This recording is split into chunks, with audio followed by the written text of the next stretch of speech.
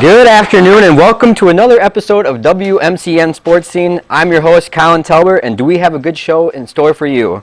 Today we will cover the Masters, NBA, and my personal favorite, the NHL playoffs. But before we get started, why don't we meet our wonderful panelists that we have today. First, he got changed dramatically last night by the lunar eclipse and has never lost a game of horse. That's Will Angevine. Next, she likes ketchup with her mac and cheese and hot dogs and makes a mean baked potato. That's Kristi Galek. And last, he won the pass, punt, and kick competition when he was 5 in the high school division. Ladies and gentlemen, that's Max Kelley.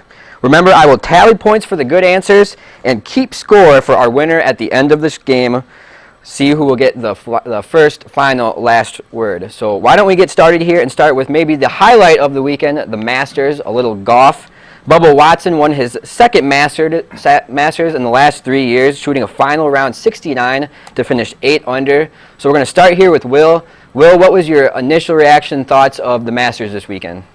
Well, it was a great Masters this Sunday. Tight competition between Jordan Spieth and Bubba Watson, but honestly, I got to say it was not as great of a race without Tiger this year. He had an injured shoulder this summer before the Masters, and it was just upsetting not to see him in the race. Usually you see Tiger, Bubba, and Nicholson all in there, and it was kind of unfortunate not seeing him in there this year. What about you, Kristi? What did you think of the Masters this weekend?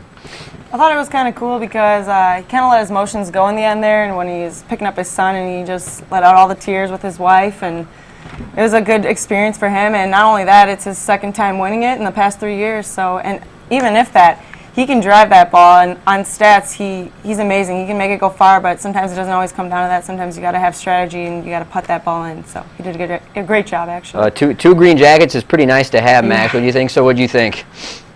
I definitely thought it was an interesting race. They had Jordan Spieth, who almost won it. He was 20 years old out of the University of Texas. I thought he was an interesting story because he would have been the youngest player to ever win the Masters, where Tiger won it at 21 years old. But Spieth was only 20. Kind of blew up on the last nine of the back nine on the course, but I thought he was a good story. And they were saying it was the first time in I don't know how many years that Phil and Tiger both did not make the cut and make it to the weekend. But why don't we move on to the NBA, as the seedings just are going to come out here in a couple of days, and the NBA playoffs is going to start within the next couple of days, right around the corner. Why don't we take a look at the standings real quick?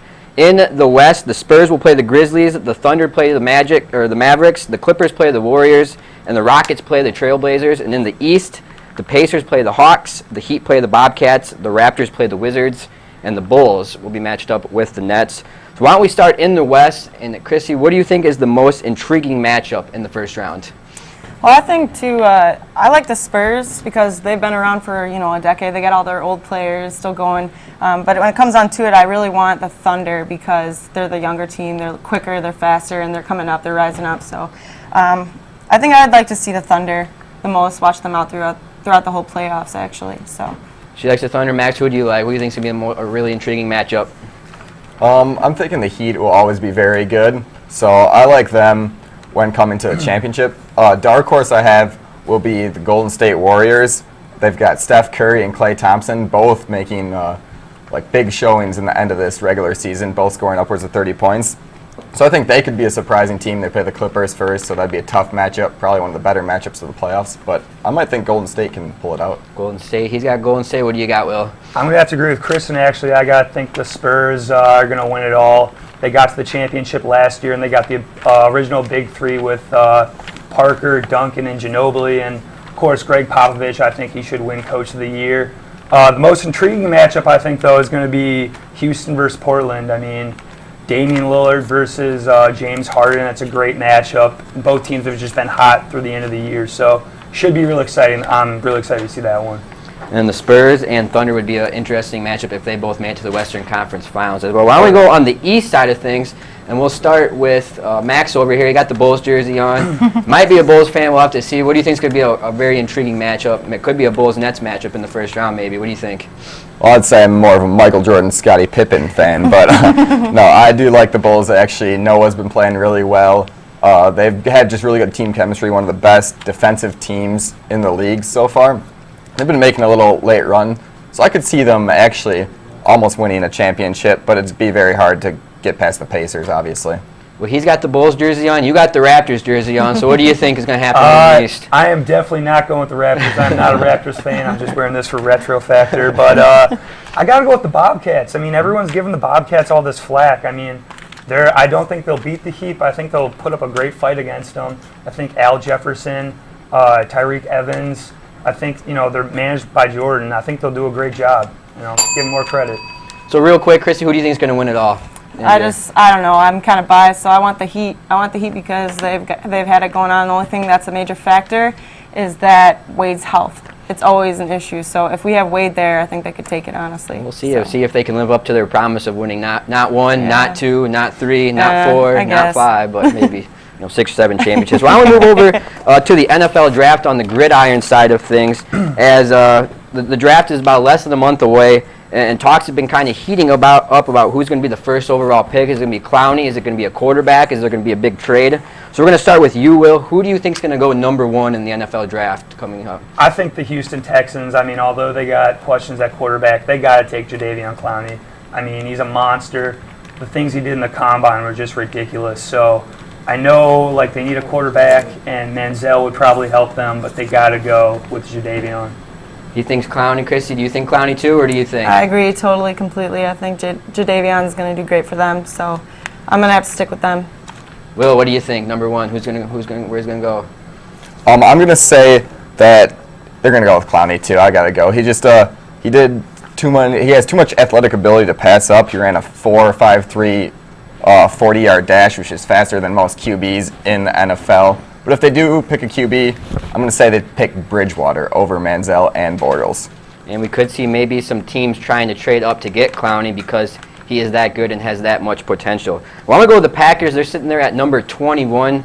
We'll start with you, Max. Who do you think that the Packers are going to look there at 21? We've heard some talks on the defensive side, safety. Where do you think they're going to go? I think they definitely go with either a safety or cornerback, most likely a safety. Clinton Dix from Alabama would be a very good pick, but I don't know if he'll fall that far. So if they don't get him, I say they take Jimmy Ward from NIU as a secondary pick. Real quick, Will, who do you think is going to go 21 with the Packers? Clinton Dix, but Manziel the Vikes. Got to put it in there. There we go. And talking about Johnny Football, we got a whole segment about Johnny Football today. Johnny Manziel. It wouldn't be a show without talking about him. He's had some private workouts with a couple of teams in this last couple of weeks. So where do you think Johnny Manziel falls in the draft? We'll start with you, Kristi. Where do you think he's going to go to? That's so hard because I think Johnny can seriously go anywhere. I don't think he's going to go to the Texans, but it's tough. It's a toss-up. I'd have to say, I want him to go to the Vikings. That'd be nice. I think it would be a double duo if you have Adrian Peterson, you got Johnny Manziel, and then you had a triple threat with Cordarrelle Patterson. Oh, gosh, that'd be great. So, yeah, I'll just say Vikings just because I'm biased and I love it. As a Packer fan, I wouldn't like to see that. Max, what do you think? Where do you think Johnny Football is going to go? I think he goes to the Vikings, but I'm going to say it. I think he busts out at the Vikings. They draft him, and he does not do well against, obviously, the Packers and maybe even the Bears and the Lions. So I think they do draft him, but I don't know if he'll be as good as people think he is in the NFL. All right, so I'm going to shift things a little bit up here. And Will, do you think he's going to have a successful career, or do you think he's going to struggle? I think he is going to have a great career. Honestly, I don't think he's going to be as NFL ready as guys like Bortles or Bridgewater, who have got great arm strength and pocket presence. But Manziel, he's just a freak. He plays like Brett Favre, He loves the game. He's got the off-field. He just makes plays. So I think he will have success. And with AP in the backfield, it'll be a dream. And some analysts think he's worth the risk, and a lot of other analysts, to be polite, say he's not ready for the NFL, among other words. So why don't we move to the NHL playoffs here, as they're about to start and go underway this week. There's some very exciting first-round matchups, some original 6 matchups. And why don't we take a look at those? Starting in the West, the Ducks play the Stars, the Kings play the Sharks, the Avalanche play the Wild, and the Blues play the Blackhawks. And over on the East side, the Bruins play the Red Wings, the Lightning play the Canadiens, the Penguins play the Blue Jackets, and the Rangers play the Flyers. So we're going to start with you, Max. And hearing all this, why don't we start on the Western side of things? What's a very intriguing matchup there in that first round on the West side? I think the intriguing matchup is the Avalanche being the number 1 seed. They obviously are a good team, but I think there's a lot of better teams out in the West. Going back to the East then too, I think there's a lot of good matchups in there too. My pick to win it all will be Pittsburgh Penguins. They've got Sidney Crosby with leading the points in the NHL, and if Evgeny Malkin comes back healthy just in time for playoffs, they got probably the best 1-2 punch in the NHL. All right, Will, what do you think is going to be a very intriguing matchup on the West? I really think the Blues versus Blackhawks is going to be a really exciting match. I mean, TJ Oshie versus Taze, Kane, all the Blackhawks players should be exciting. And TJ Oshie in the Olympics just was crazy good. So if you could carry that over, it'd be a great playoff series. But yeah, Kings are probably my pick for the West. So Kopitar. All right, and Chris, you're wearing a Wild jersey, but you said you're a Blackhawks fan, so I gotta say, what's your intriguing matchup there in the West? Actually, I'm actually going to go with the Bruins because they're favored to win. I do like the Blackhawks, and they are the number 4 seed, and they are the home team, I'd say, for me at least. But also the Avalanche has come up. They're the number 2 seed, and they came from the second worst team in the NFL with Patrick Waugh. It's interesting. I like to see, I think, honestly, the Bruins and the Blackhawks. That'd be sweet. So, yeah, I'm going to go with them. A rematch in the Stanley Cup from a year ago. Why don't we go over to the east side of things, like you guys were talking a little bit about the Bruins, and we'll start over there with you again, Max. What do you think is an intriguing matchup there on the east side? Well, like you guys have already said, the Bruins definitely, but they play the Red Wings first. I think the Red Wings could knock them off right away. They have a couple of good up-and-coming players with Thomas Tatar and Gustav Nyquist. And if Datsuk returns in form, he's one of the best players in the NHL already. If they get all 3 of those guys and they're all in form for the playoffs, it could be a very scary team. Could be a very, very scary team. Will, do you agree with them? Yeah, but I also got to think Sid the Kid in Pittsburgh is going to take it home for the East. He's just the best, best since Gretzky, I think. So. Chris, you got anything to add real quick? Sticking with him. I like what he said. And we'll see a lot of teams are all banged up and see if they can get healthy in the Stanley Cup run here. We're going to take a break here. We come back, we're going to recap a little bit about the NCAA tournament, but first we're going to look at some perfect pets.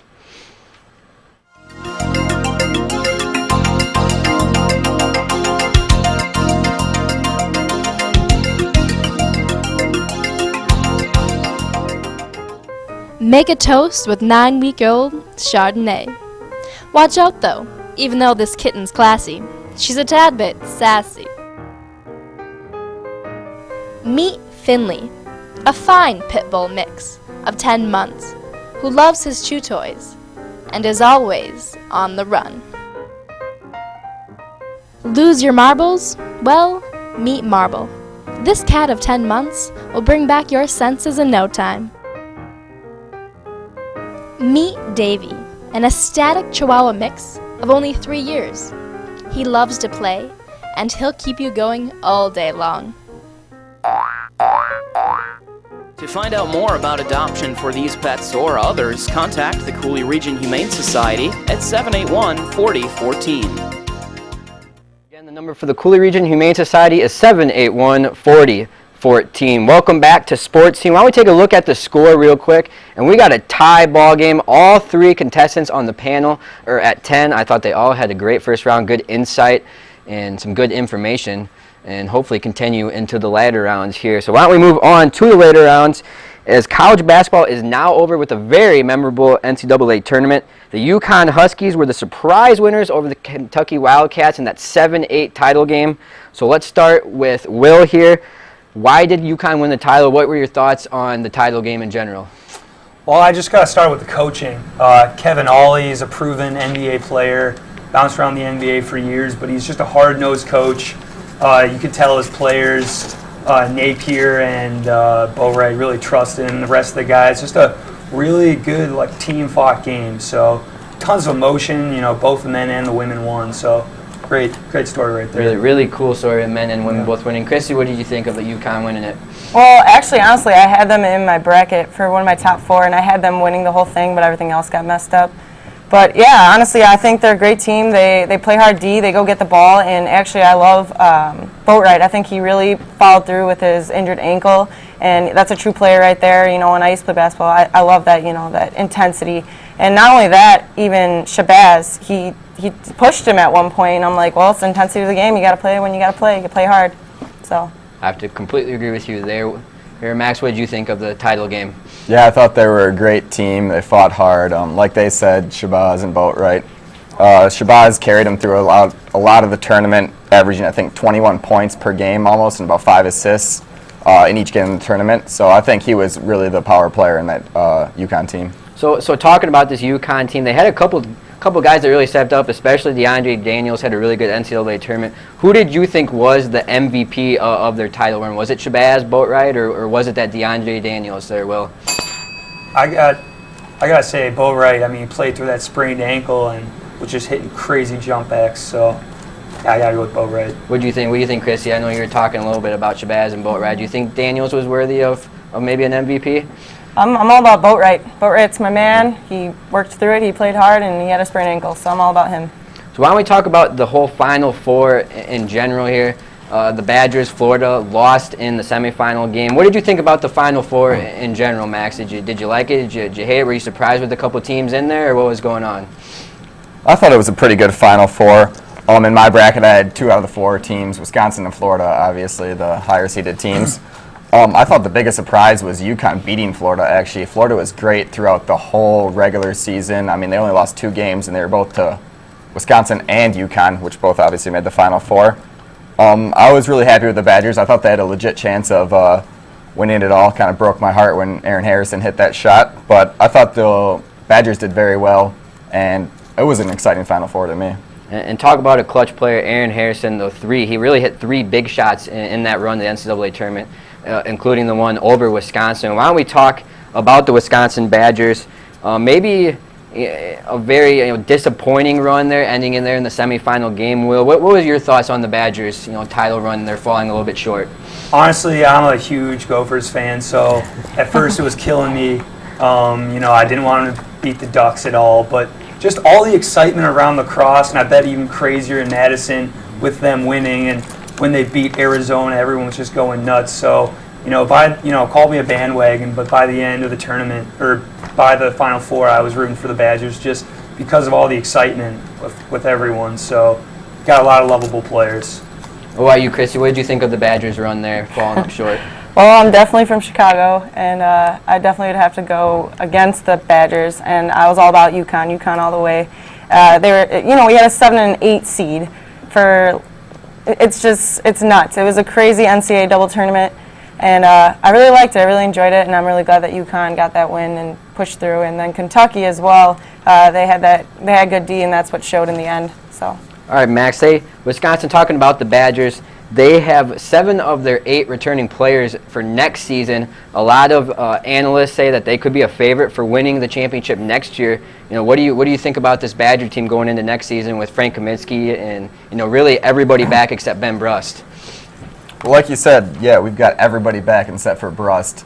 I think they could be preseason number 1 or 2 and go all the way to the national championship next year. I think ESPN had them at number 4, with maybe Kentucky being ahead of them.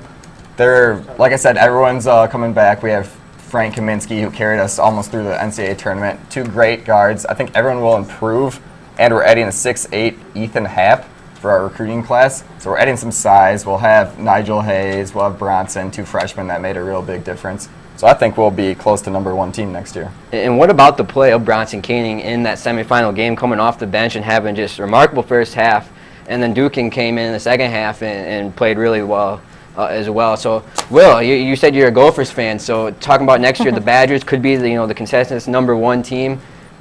What do you think of them next year? The Gophers going to beat them, or are the Badgers going to be up there? No, I don't think the Gophers will beat them. I mean, Richard Pitino is a good coach. I think he was a good addition for us. But honestly, it's crazy how Bo Ryan gets these players to play. Like, Frank Kaminsky was just a role player at the beginning of the season, and then near the end of the season, he was doing all these crazy post moves and carrying the team. So, I got to say, all the pieces fit together well. He coaches the team well, and they should be a favorite next year in the Big Ten. All right, so why don't we move on to the Cinderellas? Everybody loves a good Cinderella story. A very bracket-breaking year in this NCAA tournament. A lot of big upsets. So we're going to start with you, Kristi. I know there was a lot of big upsets. You really can't pick one, but do you have a favorite team you had in the NCAA tournament that upset a higher seed? Honestly, I really like Cincinnati, so it was kind of hard for me to take the fact that Harvard won. So I think actually I'm going to go with Harvard because they beat my team.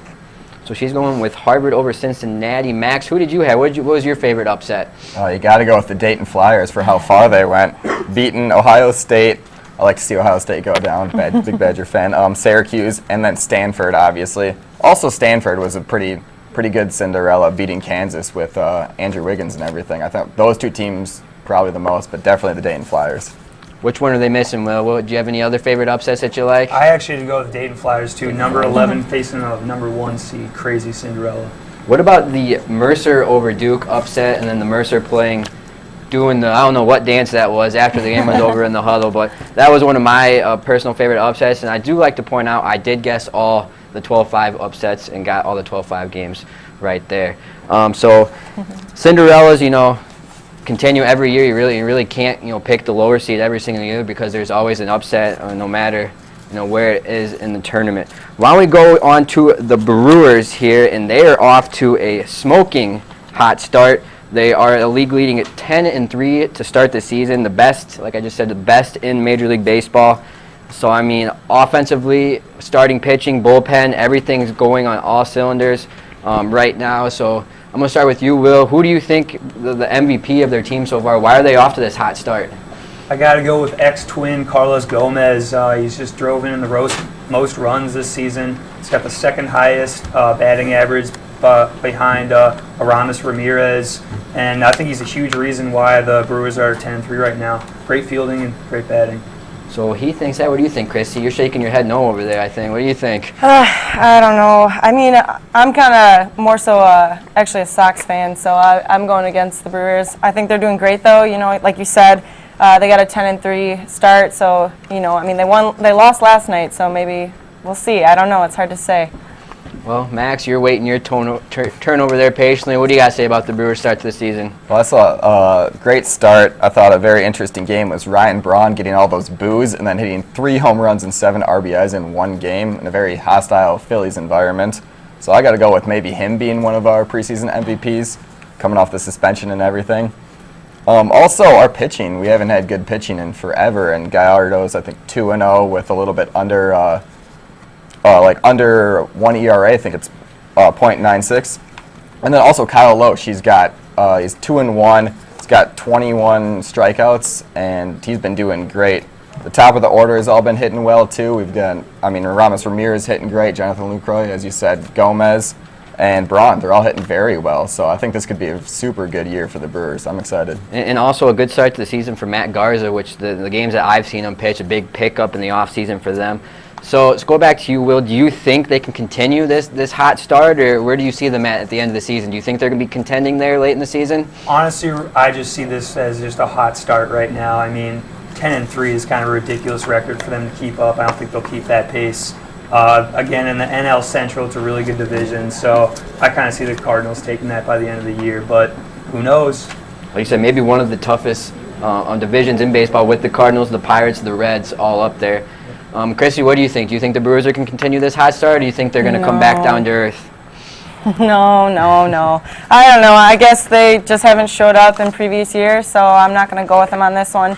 I hope the best for them. They're playing good so far, so it's all right. But you still got many games to go, so we'll see how it ends up.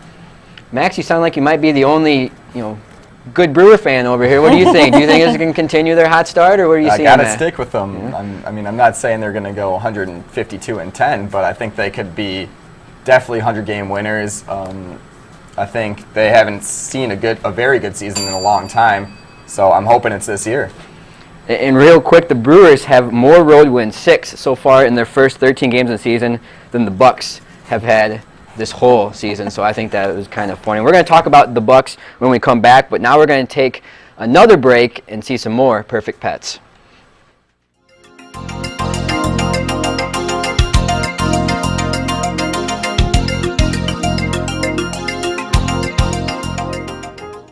Make a toast with 9-week-old Chardonnay.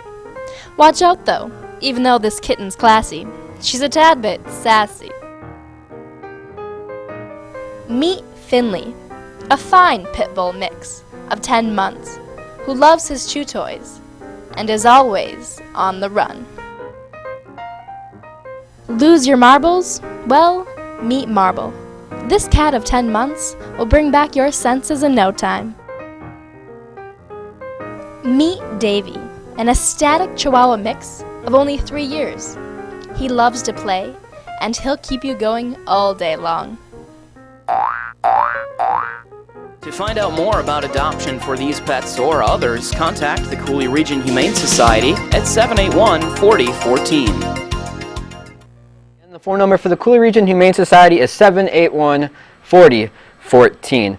Through 2 rounds so far, we've had a lot of good discussion, a lot of good answers, but right now we have Will, who is going to end up winning. I think everyone's done such a fantastic job. I had to flip a coin to see who would win it, but we have Will winning it tonight. Score 20. Kristi finished with 15, and Max also finished with 15. Why don't we go to the Milwaukee Bucks, though, from the good part of Milwaukee to the not so good part of Milwaukee. Like I just said, Milwaukee Bucks have the worst record in the league, accumulating a mere 15 wins this season. The good news is they are the front runners to have the first overall pick, if it all turns out good. So we'll start with you, Will. Who are the Bucks going to take number 1 if they get the number 1 pick? If I were the Bucks, I'd probably pick Andrew Wiggins. He reminds me of Trace McGrady that I'm wearing. Just a fast, young guy who can run the floor. He might not be the most polished shooter in the draft, probably Marcus Smart, or Nick Buckets, but I gotta go with Wiggins. He's just a freak. But 15 and 65 guys, yikes! If you want to jump on the Timberwolves bandwagon, I mean, we haven't made the playoffs in 10 years, so. Maybe. All right, so he's got Andrew Wiggins. Kristi, who do you think they're going to take with the number 1 pick? I'm going for Wiggins again. I like Wiggins, and he plays hard ball, so I'm going to stick with him. Same thing as him. Max, do you think it's going to be Wiggins, or there's still a guy sitting out there named Jabari Parker who hasn't announced he's going to the draft yet, but where do you think they're going to go? I think they go with Wiggins just because we already got Giannis in there, and Parker kind of reminds me of him, pretty similar play styles. Yeah, I think they go with Wiggins too, but it was hard to see him be in last place after Philly lost 26 games in a row. So real quick, Will, over/under 30 wins for the Bucks next season. Under. Kristi. Under. Max. Milwaukee guy, over. He's going over. So like I said, Will is our winner tonight with a score of 20 points. Kristi with 15 and tied in second with Max, who also has 15. So we're going to start with FaceTime. Last word, Will, you get the first FaceTime. What do you got to talk about? Well, I can't rant about the Red Moon because it was awesome last night because it's not sports, but I got to go with lefties. Bubba Watson won the Masters, and I got to go with how lefties rule. So James Harden, Manu Ginobili getting it done with the left hand, and I'm a southpaw myself, so I got to give them the thumbs up. Go lefties. Brilliant. Kristi, what you got? There isn't many NASCAR fans, but the ones who are out there, Kevin Harvick beat Dale Jr. and Jimmy Johnson. Also, he led the whole race around 75% of the race, so I say props to Kevin Harvick. And I'm a fan favorite and a former Sprint Cup champion for Jeff Gordon, currently leads the points, but he does not have the win. So good for Kevin Harvick. And not last but not least, Max, what's our last word here? I heard Michael Phelps is making a return to swimming, actually, so look out for him in the next Olympics, maybe. And probably a lot more Subway commercials also, but I thought that was surprising to me. He's coming out of retirement. He's going to be, I think they said he was going to be 31 years old if he competes in the next Olympics in Brazil, so I think that would be amazing to see him go. I mean, he's been winning, probably the best Olympian, in my opinion, ever to be in the Olympics, obviously the best swimmer. So I could see him on some relays, maybe him and Ryan Lochte coming back for a duo. Oh, that'd be awesome. So that's my last word. He's got 18 gold medals, and I think the person that got second has got 9 gold medals. So that's crazy. Kind of cool, Michael Phelps getting back into competitive swimming. But that's all we got for Sports Scene today. Remember to tune in this Thursday for our weekend review on Campus Channel 6, Charter Channel 96, and Digital Cable Channel 989. But this is all we have today. We'll see you next time, Knuckleheads.